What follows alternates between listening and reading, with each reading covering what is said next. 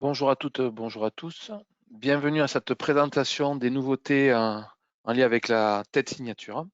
Donc, nous attendons quelques secondes que les derniers participants nous rejoignent. Nous allons pouvoir démarrer.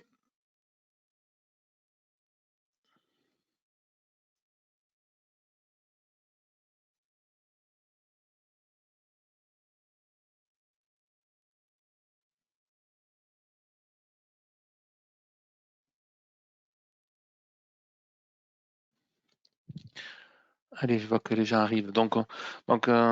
Permettez-moi, donc, au nom de l'équipe des éditions Compagnons, dans un premier temps, de vous souhaiter une bonne année à tous et à toutes, aussi bien au niveau professionnel qu'au niveau personnel, bien évidemment, hein.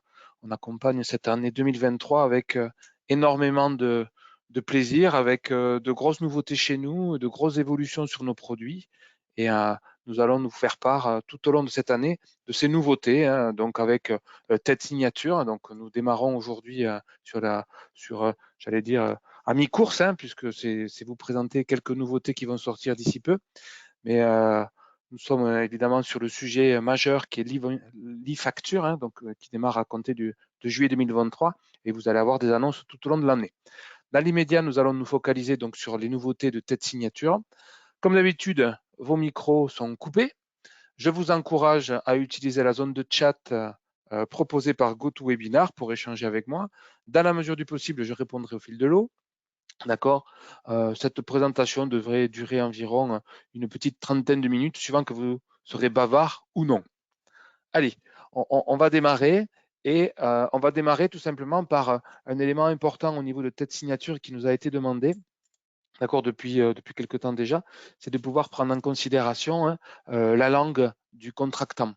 Ah oui, parce on peut être amené à donner, à signer un document à un client étranger qui ne parle pas forcément la langue de l'émetteur, hein, donc en l'occurrence de la société qui émet. Eh bien, c'est une fonctionnalité effectivement qui maintenant est disponible et qui va occasionner pour vous peut-être du travail, hein, puisqu'il s'agit de traduire. Alors, comment ça se passe, hein? En fait, lorsqu'on va déposer un contrat, d'accord, ou un document à signer, ou un devis, ou tout autre élément, eh bien, euh, il sera possiblement, il est possible, pardon, de définir une langue de ce contractant. Alors, on va le faire tout à l'heure, on verra le contractant, puisque je vous rappelle que la plateforme ici gère les langues, donc on peut avoir un certain nombre de langues.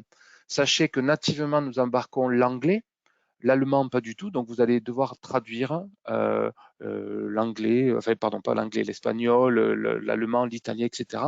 Hein, c'est une traduction que vous devrez opérer ou votre client devra opérer.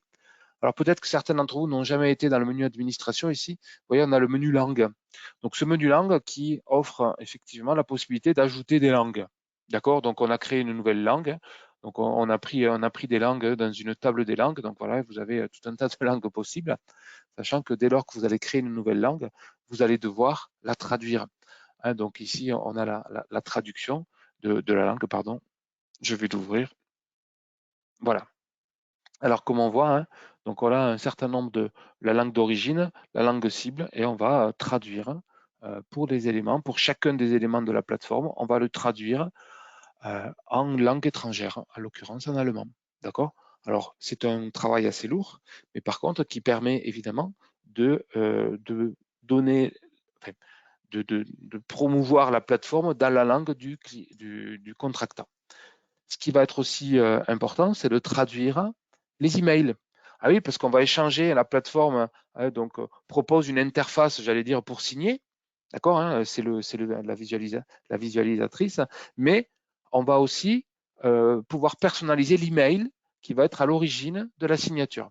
Donc cet email va être paramétrable ici. On retrouve dans la modification des emails, vous voyez, on retrouve les langues. Là, on va trouver nos langues et vous allez pouvoir traduire les documents dans la langue étrangère. Alors sur cette plateforme, ils ne sont pas traduits puisque tous ils sont en français. J'en ai une autre plateforme, voilà, sur laquelle effectivement on a opéré quelques traductions pour faire des tests.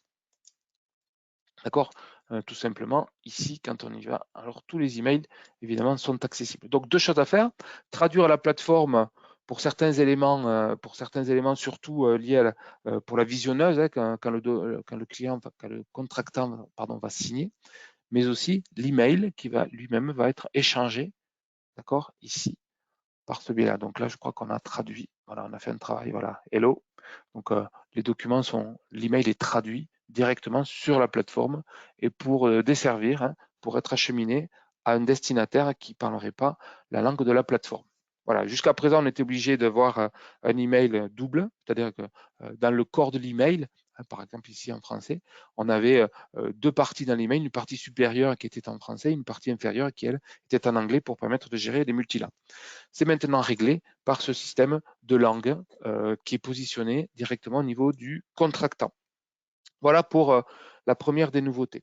Cette nouveauté aussi se retrouve dans le connecteur TED qui aujourd'hui est porté par TAI, que certains d'entre vous utilisent et qui va faciliter les échanges de documents, d'accord, pour alimenter la plateforme.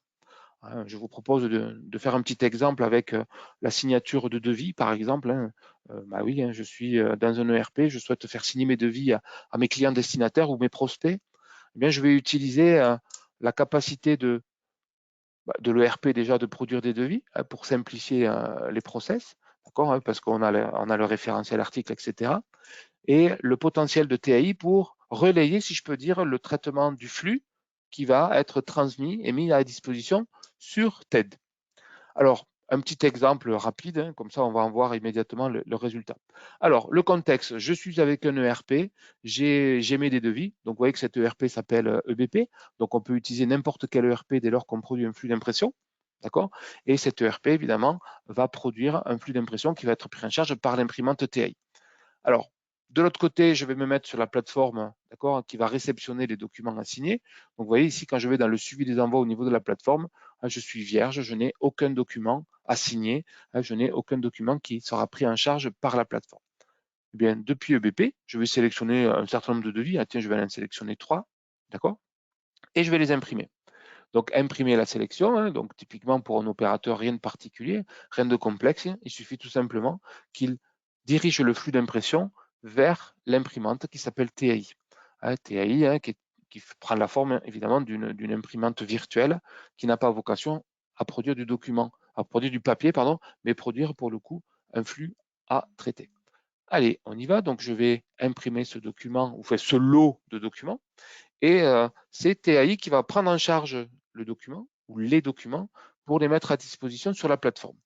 Alors, avant d'en voir le résultat sur la plateforme, donc je vais rafraîchir ici. Donc, on voit que les documents sont en cours de traitement. Donc, il y a une latence, évidemment, puisqu'il y a l'encodage du document.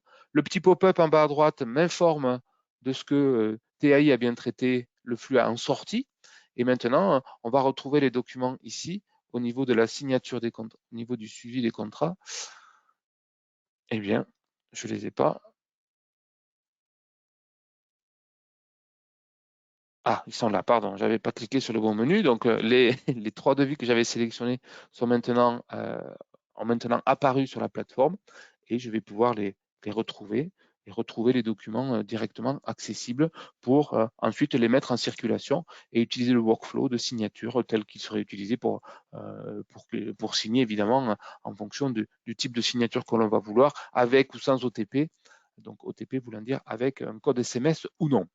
Voilà, donc vous voyez, c'est relativement transparent. Alors, comment ça fonctionne? Tout simplement, on a un module intermédiaire qui s'appelle TAI, qui va faire le relais entre le flux d'impression qui est produit depuis le RP et le document qui, lui, va arriver directement sur la plateforme TED.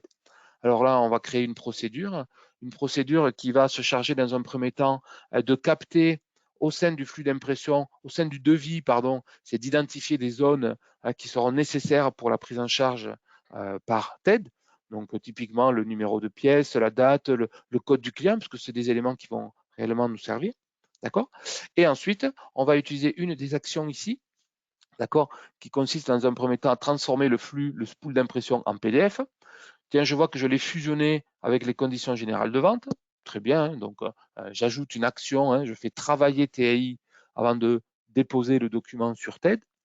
Et j'utilise ensuite l'action TED qui est accessible, vous voyez ici, dans le menu des actions, je trouve une action, une entrée dans le menu qui précise la possibilité d'utiliser cette action TED.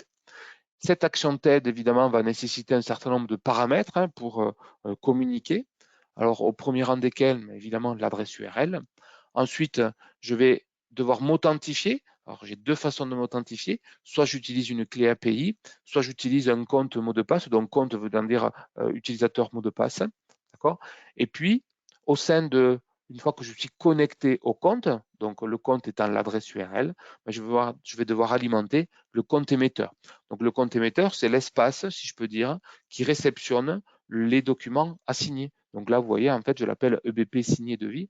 Et ces éléments que je retrouve ici au niveau du paramètre, donc ce qui permet de faire le matching, le lien entre le RP, EBP en l'occurrence, c'est TAI, et ensuite, ici, le document, je l'ai ici, voilà. EBP signature de vie, voilà, vous voyez, on retrouve ici l'identifiant EBP signé de vie, qui doit être évidemment équivalent en termes d'orthographe sur la plateforme. Ensuite, je définis le type de document que je vais envoyer sur la plateforme. Donc, j'ai des contrats, des bulletins et des factures. Voilà, je nomme l'intitulé du contrat et puis je vais ajouter le document principal. Je vous rappelle, c'est le devis qui a été fusionné avec les CGV. Pour le coup, j'avais aussi laissé les CGV en documents secondaires, mais je pourrais aussi rajouter des documents joints. Donc, c'est pour agrémenter la signature avec d'autres documents. Alors, ça peut être intéressant dans le cas, pourquoi pas, d'un échange de devis. C'est pouvoir joindre avec le devis, pourquoi pas, les fiches commerciales des produits qui sont au sein du devis. Donc, c'est aussi pour renforcer donc, les éléments qui vont faciliter la signature du client.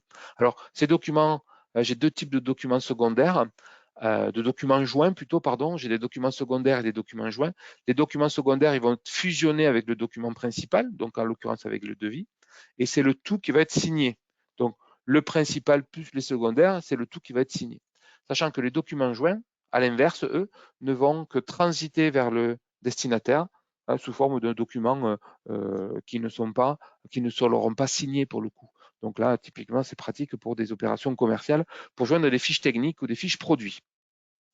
Le destinataire, je l'alimente par le biais de variables ici. Donc les variables, ce sont les éléments que j'ai captés sur le document et qui facilitent l'échange, typiquement comme un public postage dans Word. Donc on a des variables en stock et puis je positionne ces variables à tel ou tel endroit pour faciliter et évidemment renseigner les bons champs aux bons endroits. Voilà, je retrouve tous ces éléments directement ici et je détermine ici le workflow, donc qui est le valideur, qui est le signataire qui représente l'entreprise, quel est le service de signature, pardon, quel est le délai en jours de conservation de ce devis, d'accord, parce qu'au bout de 30 jours, souvent on le dit, les devis sont valables 30 jours, bien là voilà, donc c'est une date qui va être ajoutée à la date de prise en charge du devis pour signifier la date de validité de ce devis. Un petit message personnalisé. Et puis une case qui est intéressante, c'est la validation autour des envois. C'est-à-dire que les devis vont être directs. Si je coche cette case, les devis vont être automatiquement validés, d'accord, pour être adressés par mail au destinataire. C'est-à-dire qu'il n'y a pas de phase de validation sur la plateforme. Donc, dans l'exemple que j'ai fait précédemment, en fait, je n'étais pas coché. Donc, voilà pourquoi mes devis apparaissent ici, d'accord, au niveau de la validation, puisque je n'ai pas coché la case au sein du connecteur. Je n'ai pas coché la case et ainsi, les devis s'arrêtent ici pour être validés. Mais si je coche la case, vous avez compris, il fiche le camp chez les clients destinataires, en l'occurrence ou les prospects, à l'adresse email qui est renseignée ici. Voilà pour le workflow. Et puis, au niveau des conditions, on pourrait mettre des conditions comme toute action TI.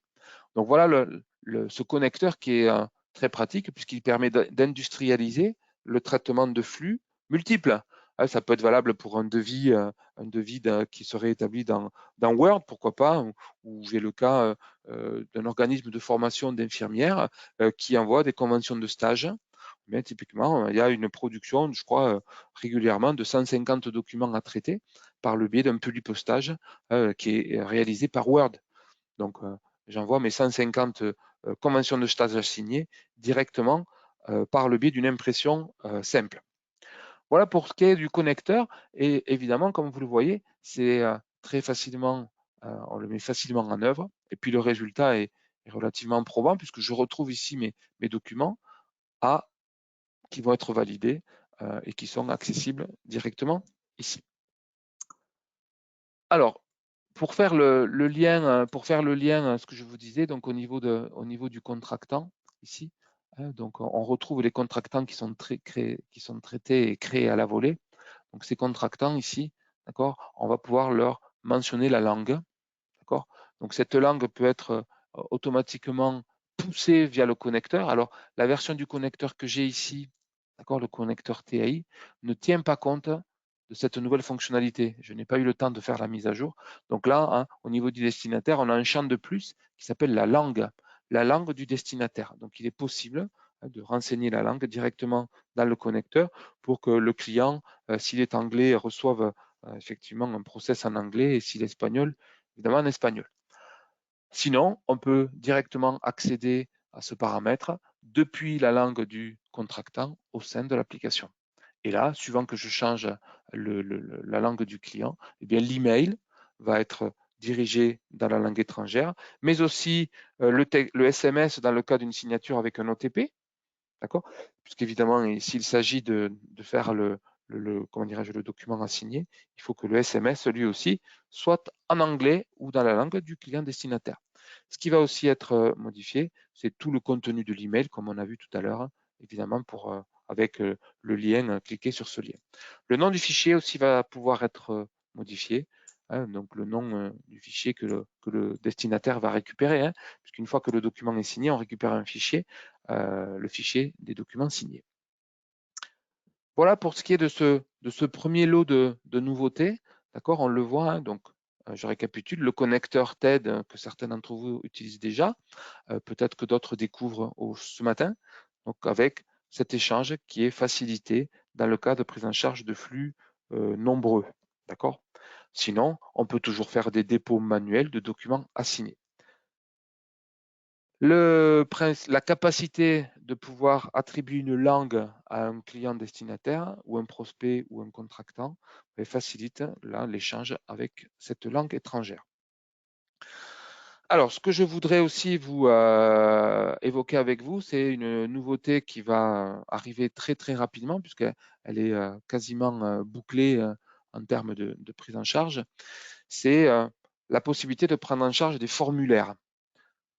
Il n'est pas rare, dans le cas d'un contexte de saisie d'un contrat de travail, de pouvoir demander à un collaborateur de renseigner des éléments complémentaires, d'accord, de saisir un texte particulier, je sais pas, pour ceux qui ont eu à louer des appartements pour leurs enfants qui sont portés caution, on a tout un baratin à saisir au sein de l'interface de signature.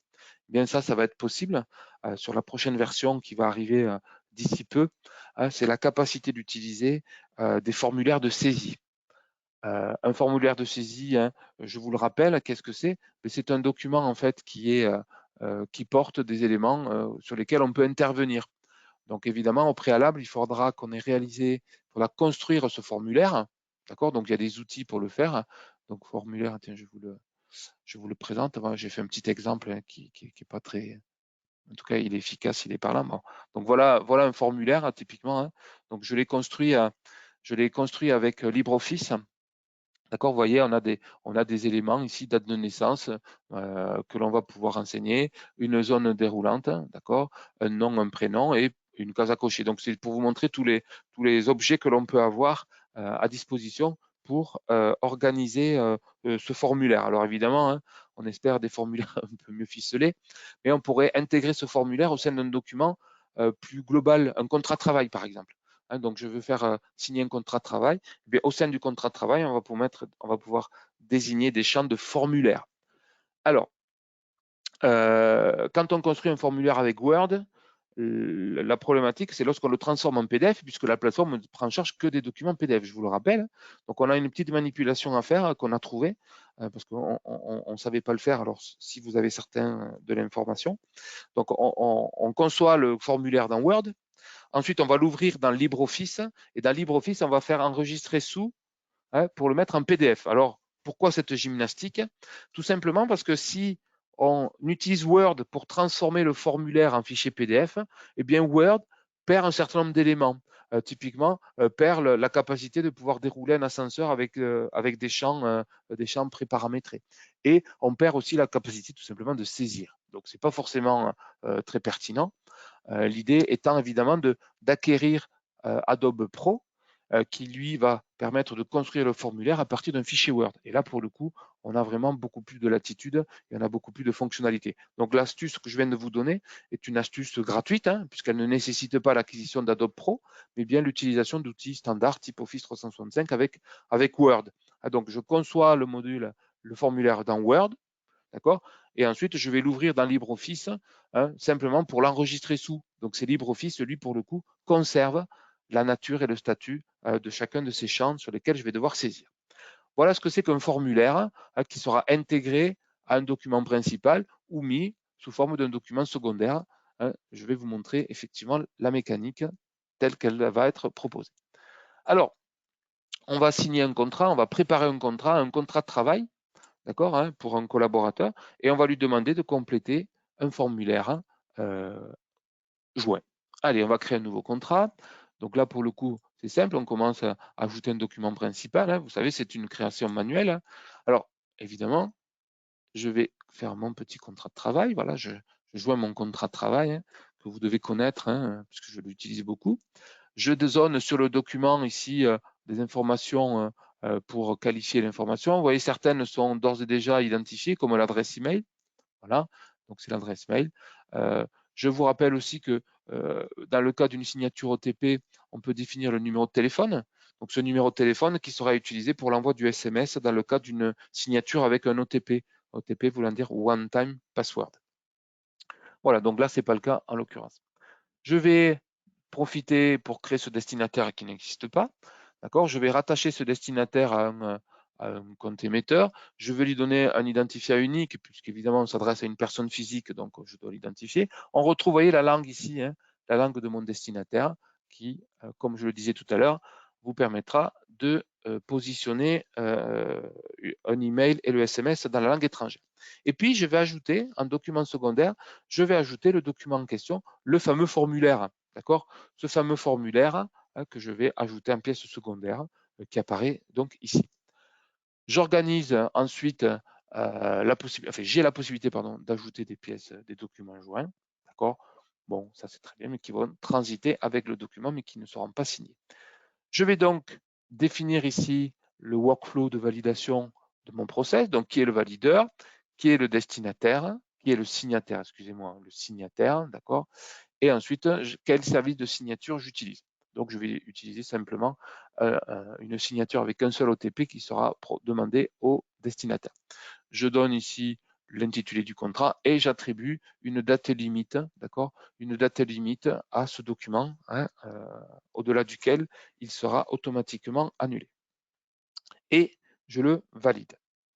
Je valide le document et comme je suis sur une plateforme de démo, d'accord, évidemment, je m'adresse, d'accord, je m'adresse le document et je prends pour le coup l'identité de Jean Pousse. Lorsque je mets en circulation le document, hein, donc la plateforme va se mettre en chasse, en œuvre pour fusionner le document principal et les documents secondaires. Et le document, vous voyez, est acheminé par le biais d'un email hein, auprès de notre ami Jean Pousse. C'est cet email qui sera rédigé en anglais, en allemand ou en langue étrangère, si vous l'avez défini. Alors, je vais consulter et signer le document dans une fenêtre de navigation privée hein, pour le certificat, le HTTPS. Et ce que je vous disais tout à l'heure, il faudrait traduire aussi, dans le cas d'une multilangue, il faudrait traduire aussi des éléments de la plateforme, puisque la visionneuse, regardez, la visionneuse, hein, elle se cale à la langue du destinataire. D'accord? Donc, s'il est allemand, s'il est anglais, ben, il faudra traduire tous ces documents-là, toutes ces étiquettes, hein, type de signature, etc. Voilà pourquoi il faut traduire l'email, mais aussi il faut traduire des éléments de la plateforme. Alors, notre ami Jean Pousse, qu'est-ce qu'il voit? Il voit son document qu'on lui demande de signer. Donc, il va parcourir le document. Il va peut-être accéder à des éléments. Et puis, on retrouve ici, vous voyez, le fameux formulaire qui s'est ajouté. Et là, on va devoir le signer. Donc, s'il signe ici, donc on lui dit non, les champs requis dans le formulaire doivent être remplis. Ça veut dire que là, il y a des champs que j'ai rendus obligatoires. D'accord? Lorsque j'ai conçu le formulaire, donc je ne pourrai signer ce document que dans la mesure où ces champs seront évidemment renseignés. Bon, très bien, ils apparaissent ici entourés de rouge. Eh bien, je vais pouvoir dire, ben voilà, je suis une femme, je suis née le 25/03 2005, très bien. Je m'appelle Fabier, je m'appelle Claudie, et je suis contente, oui, ou pas. Voilà. Donc là, hein, j'ai renseigné dans le formulaire, j'ai renseigné des données qui, suivant la nature du champ que vous avez positionné dans le formulaire, va prendre la forme d'une case à cocher, d'une fenêtre déroulante ou d'un texte libre dans lequel vous allez pouvoir demander la saisie de document. Et on signe. Donc ce document, maintenant, il a été parcouru dans sa globalité.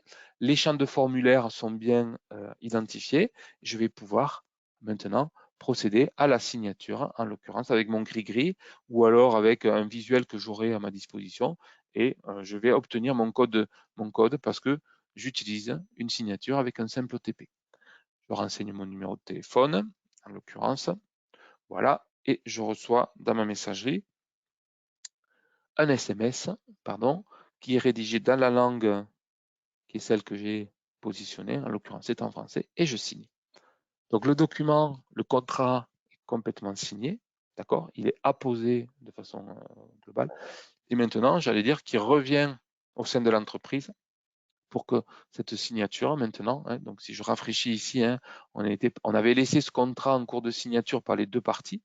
Et maintenant, lorsque je rafraîchis, une des parties maintenant à signer, la partie qui est celle du destinataire, et je vais pouvoir maintenant opérer la signature de l'entreprise et engager, d'accord, le signataire qui est l'entreprise euh, qui va ficeler, si je peux dire, la signature du contrat. Allez, donc là, je suis le représentant légal de l'entreprise, j'accède au contrat, je consulte tous les éléments qui composent le contrat et je retrouve effectivement, vous voyez, les éléments du formulaire qui ont été saisis. Et moi-même, je vais pouvoir signer et engager l'entreprise dans le cadre de ce contrat de travail. Donc, ce qui était important de voir, c'était la partie qui touche au niveau des formulaires. Et c'est vrai que ce formulaire est bien pratique puisque souvent on a besoin de collecter un certain nombre d'éléments directement au moment de la signature euh, pour faciliter l'échange et la communication avec le contractant. Alors, je ne vous trouve pas très bavard parce que je n'ai pas de questions, donc je pense que c'est relativement clair, je m'en réjouis. Donc, tant mieux. Un point pour avancer, j'allais dire pour clôturer, hein, c'est de pouvoir vous dire ce qui va arriver. Là, je voulais évoquer dans les jours à venir, mais à échéance un peu plus lointaine, à savoir d'ici un mois et demi. C'est un élément qui nous a été demandé. Hein, je reprends tout à l'heure l'exemple de mon organisme de formation qui fait signer 150 à 200 contrats de travail, conventions de stage, mais qui évidemment souhaite les récupérer, ces documents. Donc là, aujourd'hui, hein, quand l'entreprise a signé, le document, d'accord, ben, l'entreprise veut peut-être le récupérer. Je vous rappelle que la plateforme hein, ne fait pas forcément de l'archivage, hein, d'accord, hein. Il faut souscrire à une option au sein de la plateforme pour déposer les contrats ou les documents sur le comment dirais-je, sur le Archineo. Ben là, pour le coup, si je veux en récupérer 150, je suis obligé de cliquer sur l'œil, d'accord, et puis d'aller en bas, cliquer sur télécharger. Donc, autant dire que si j'ai 150 documents à télécharger, vous imaginez la difficulté. Donc, on a réfléchi à une solution. On va pouvoir proposer un téléchargement global d'un certain nombre de pièces qu'on aura filtrées. Hein, donc, j'aurai filtré ici l'écran et je pourrai télécharger l'ensemble des pièces qui ont été signées. Voilà. Alors, Dominique, bonjour Dominique. Alors, Dominique est à l'autre bout de la Terre, hein, puisqu'il est de la Nouvelle-Calédonie. Bonjour Dominique et merci d'être avec nous ce matin. Alors, les pages sont paraphées? Non. Pourquoi? Alors, quand on fait signer un document, d'accord, le paraphe ne sert strictement à rien. Alors, ça rassure, hein, mais ça ne sert à rien. Ce qui est important dans la signature, mais on va le regarder ensemble, Dominique, c'est l'élément qui a été signé, d'accord? Alors si je clique pas, ça ne va pas le faire. Il est là. C'est hop, affiché dans le dossier. Donc c'est vraiment comment dirais-je, je vais y arriver. C'est le certificat qui est produit par le tiers de confiance qui apporte la signature. D'accord? Donc nous, en l'occurrence, c'est Certinomis qui positionne, d'accord, toute la validité juridique ici, directement accessible sur la partie gauche au niveau de la lecture du PDF. C'est ça qui fait foi. D'accord? C'est tous ces éléments qui sont ici sur la partie gauche qui portent la validité juridique. Le fait de paraffer le document, c'est un gris-gris qui rassure, hein, mais qui n'a aucune valeur. Alors, effectivement, on s'est souvent posé la question de savoir comment on pourrait gérer ça. Donc, ce n'est pas le choix que nous, on a positionné de faire un paraphe sur les documents. Par contre, vous avez vu, quand j'ai scrollé tout à l'heure, hein, d'accord, le scroll au sein du document vaut paraphe. D'accord? Alors, soit c'est le scroll, soit c'est le paraphe. Alors, c'est vrai que je ne vous cache pas que la demande nous est souvent rédigé. Pourquoi on ne paraphe pas les documents? Donc, ce n'est pas le choix qu'on avait fait au départ. On réfléchit effectivement à pouvoir utiliser cette notion de paraphe qui revient souvent auprès de vos équipes ou auprès de vos clients, de pouvoir ajouter le paraphe. Donc, on y réfléchit. Il est fort possible que demain, on vous proposera effectivement de parapher, mais ça revient strictement au même que de scroller. Donc, il n'y a pas de validité juridique moindre s'il n'y a pas de paraphe.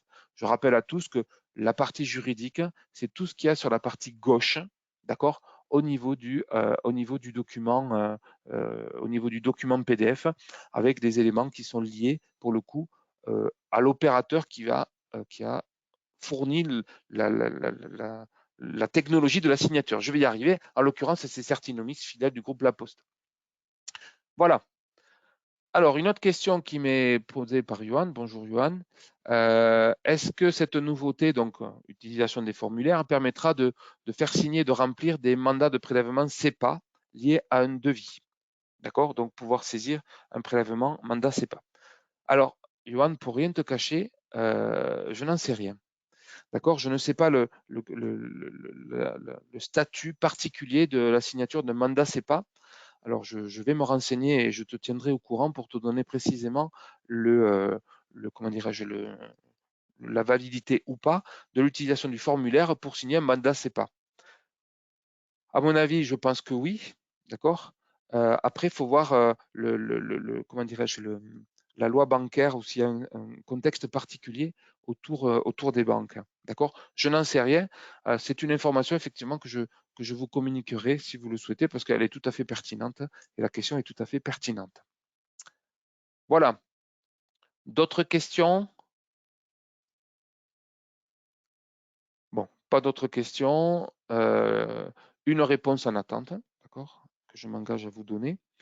Les fonctionnalités qui sont possibles. Non, Romain, là, je ne peux pas ouvrir ton micro.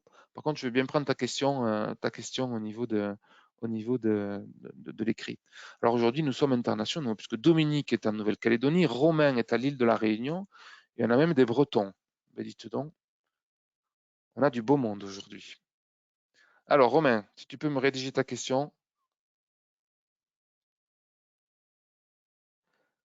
Alors, Dominique qui me dit la remontée avec EBP. Alors, ce que j'ai montré, Dominique, c'est depuis l'ERP, j'imprime vers une imprimante TAI qui va mettre à disposition vers TED. Tu as vu dans quel sens c'est? Donc, j'ai l'ERP, j'ai le connecteur TAI et j'ai TED. D'accord? Alors, l'ERP, évidemment, ça peut être aujourd'hui, je vais montrer sur EBP, ça peut être Sage, ça peut être d'autres ERP, bien évidemment, hein, puisque TAI, c'est traitement automatique des impressions. Hein, donc, le connecteur, hein, l'outil qui fait le lien entre l'ERP et TED, c'est TAI. Et TAI, c'est la prise en charge d'un flux d'impression, et quelle que soit sa provenance. Donc, on peut envisager de faire fonctionner TAI, le connecteur TAI avec d'autres applications, bien évidemment, avec d'autres ERP que BP. J'ai évoqué l'utilisation de TAI et du connecteur dans le cas de l'utilisation de Word. D'accord? Je fais un publipostage, je rédige un publipostage dans Word et directement accessible dans TED. Alors, Pascal, encore un monégasque. Bonjour Pascal. Quel est le niveau de signature que tu as utilisé? Simple ou avancé? Alors, c'est un niveau de signature simple, d'accord? Donc, Contralia, en l'occurrence, c'est Certinomis hein, qui nous donne la signature. Donc là, on a une signature simple, d'accord? Puisque la signature avancée, pour le coup, fait l'appel à d'autres technologies, typiquement une clé ou une validité de l'identité. Alors, on renforce le dossier de preuve, d'accord? On renforce le dossier de preuve en utilisant l'OTP, le One-Time Password, c'est-à-dire la capacité d'utiliser un SMS pour renforcer le dossier de preuve, d'accord? Donc ça, c'est bien pratique. Alors, il est renforcé à deux niveaux. Déjà, utiliser un SMS, ça renforce la preuve, mais suivant qu'il soit demandé, vous avez vu tout à l'heure quand j'ai signé, j'ai saisi mon numéro de téléphone. Eh bien, on pourrait utiliser le téléphone qui est déjà pré-renseigné. Dans la fiche du contractant, il y a déjà le numéro de téléphone. Donc là, vous voyez bien encore que le dossier de preuve est renforcé parce que à la source, on connaît déjà le numéro de téléphone de la personne qui doit signer. Donc ça renforce, encore une fois, le dossier de preuve. Voilà.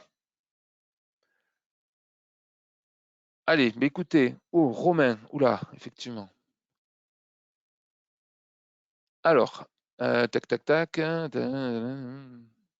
Alors, désolé, j'en prends connaissance, je vais vous en faire une petite synthèse. Donc, c'est Romain qui nous dit que la notion de bon pour accord, sanctifié conforme, très bien.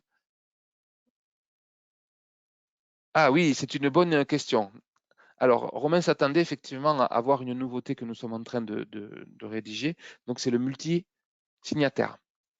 D'accord? Multisignataire, que ce soit auprès des contractants, de ceux qui doivent signer, des destinataires, mais aussi au sein de l'entreprise. Donc, nous sommes en phase j'allais dire, de développement de cette fonctionnalité qui, pour le coup, Romain, n'est pas encore mise à disposition.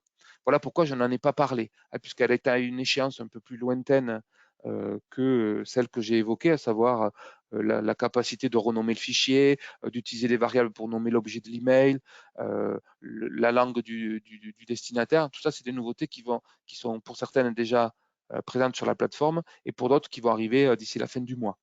Celle que tu évoques, Romain, à savoir le multisignataire, nous y travaillons d'arrache-pied. Donc, les développeurs ont déjà commencé toute la partie de développement. D'accord. Là, pour le coup, on est en train de réfléchir à l'organisation des écrans. D'accord. Et comment je vais organiser un écran? Parce que mettre plusieurs destinataires, que ce soit aussi bien au sein de l'entreprise ou au sein des destinataires, ça pose certaines questions.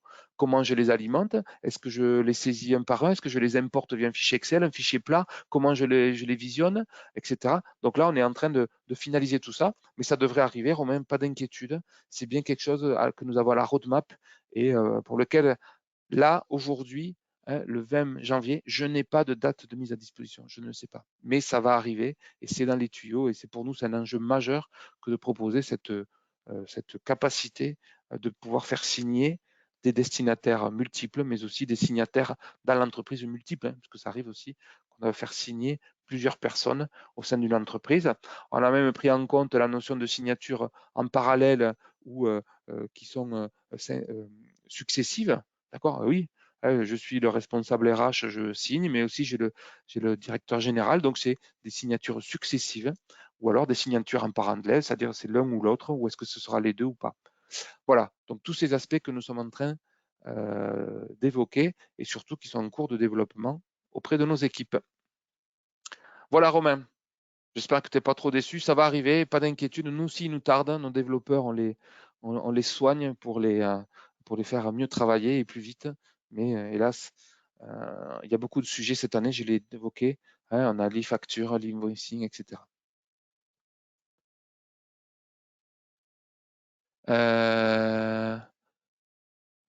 Oui, c'est ça, Romain. Oui, pardon. Romain, il disait bon pour accord, certifié conforme, et c'est la notion de date. La date qui est saisie, la date qui est saisie. Alors la date qui est saisie au moment de la signature, bon pour accord le, d'accord? Si c'est un champ libre, on peut mettre un peu ce qu'on veut. Donc c'est la date de signature qui est apposée par le certificat, comment dirais-je, par l'organisme, en l'occurrence Certinomis, qui va valider la date à laquelle ça a été fait, puisqu'on a un système d'horodatage que l'on voit ici. Voilà, puisqu'il y a une unité d'horodatage ici, d'accord? Donc Romain, si j'ai bien compris ta question, donc si on fait saisir lors du formulaire, on a fait saisir une date ici, 23 mars 2005, d'accord? Cette date c'est pas la date où le document a été signé. D'accord? La date où le document a été signé, c'est celle qui est renseignée par l'unité d'horodatage qui est ici. Voilà, alors peut-être j'ai pas compris ta question, Romain. À ce moment-là, je veux bien qu'on échange après le webinaire. Je ne vous retiens pas plus longtemps parce que j'ai déjà empiété sur le délai que je m'étais fixé de 30 à 35 minutes. Donc merci à toutes, merci à tous. Romain, je te propose qu'on refasse un point pour définir réellement ton besoin et ta question. Merci à toutes, merci à tous. Belle journée à tous et puis à bientôt.